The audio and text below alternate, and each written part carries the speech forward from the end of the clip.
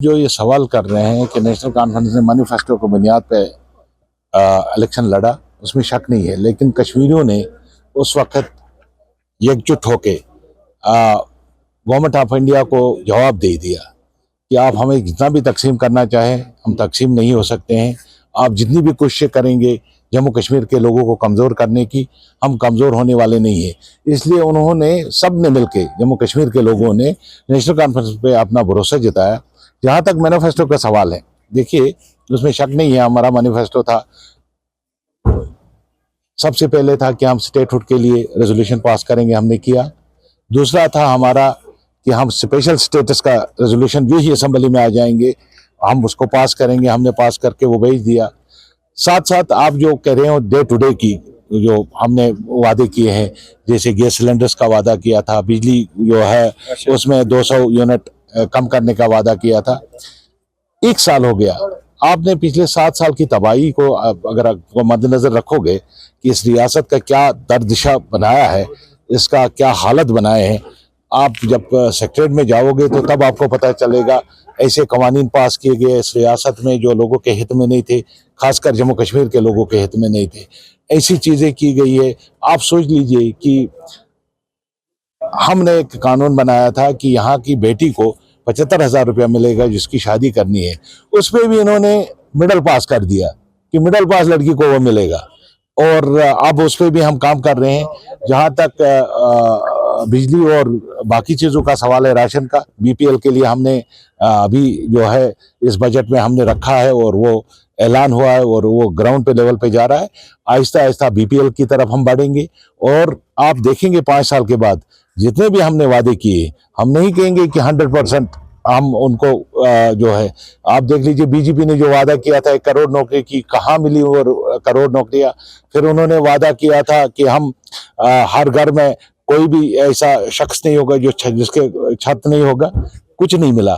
लेकिन हम इंशाल्लाह आपको यहाँ कहेंगे कि 5 साल के बाद आप हमारा मुहासबा कीजिए, हमारा इम्तिहान ले लीजिए, उसके बाद भी आप लोगों के सामने आना है, हमने लोगों के सामने जाना है। उस वक्त नहीं है कि हम ये 4 साल निकालेंगे और उसके बाद घर में बैठेंगे। हमने हमेशा कहा है 370 माँ की इज्जत, 370 बहन की इज्जत, 370 कश्मीरी की इज्जत है। और इस सिलसिले में हमने स्पेशल स्टेटस का एक रेजोल्यूशन पास किया, गवर्नमेंट ऑफ इंडिया को भेजा, तो उसी से पता चलता है कि हमारा नस्बुल ऐन क्या है।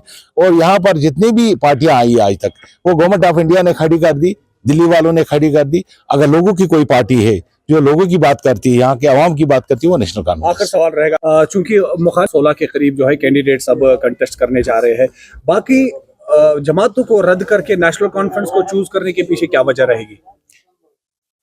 देखिए उसमें शक नहीं है, डेमोक्रेसी है, हर एक को हक बनता है इलेक्शन लड़ने का और इलेक्शन में आने का। लेकिन रियासत जिस दलदल में फंसी हुई है, रियासत का जो हाल हुआ है, रियासत के खिलाफ जो प्रोपेगेंडे किए जा रहे हैं, रियासत को जो कमजोर करने की और कोशिश की जा रही है, उसका हल सिर्फ नेशनल कॉन्फ्रेंस के पास है और नेशनल कॉन्फ्रेंस से। इसलिए मैं कह रहा हूँ, काफी कोशिश की गई, यहाँ डिलिमिटेशन किया गया कि हम इनको कमजोर करें।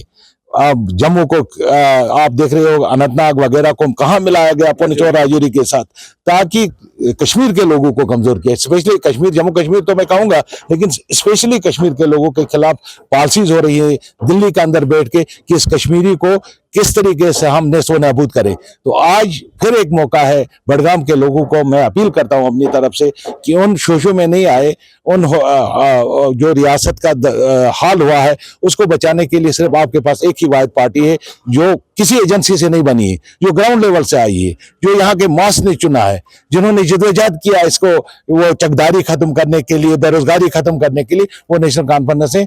आप देखते हैं कि रियासत को वादा करने के बाद अभी तक नहीं दिया जा रहा है। क्यों नहीं दिया जा रहा है? ताकि इस जम्मू कश्मीर के लोगों को और कमजोर किया जाए। तो मैं अपील करूंगा बडगाम के लोगों को, चाहे वो शिया हो, सन्नी हो, सिख हो, मुसलमान हो, कोई भी हो, कि वो भरपूर साथ दे नेशनल कॉन्फ्रेंस का और 5 साल के बाद हमारा मुहासबा करे कि हम अपने अगर उस पर नहीं उतरे तो हमें बाहर कर दे और किसी को लाए।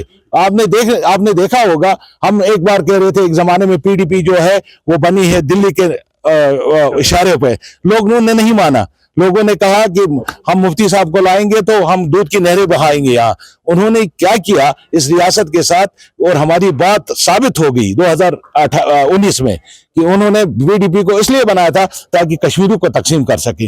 आज भी वो चाले चल रहे हैं। इंशाल्लाह जम्मू कश्मीर के लोग और खासकर बडगाम के लोग आज ये साबित करके दे देंगे कि हम तकसीम नहीं है, हम शिया सुन्नी में बंटने वाले नहीं है, हम एक दूसरे के खिलाफ खड़े नहीं होंगे। हम इस पार्टी को जिताएंगे जो हमारी बात करेगी।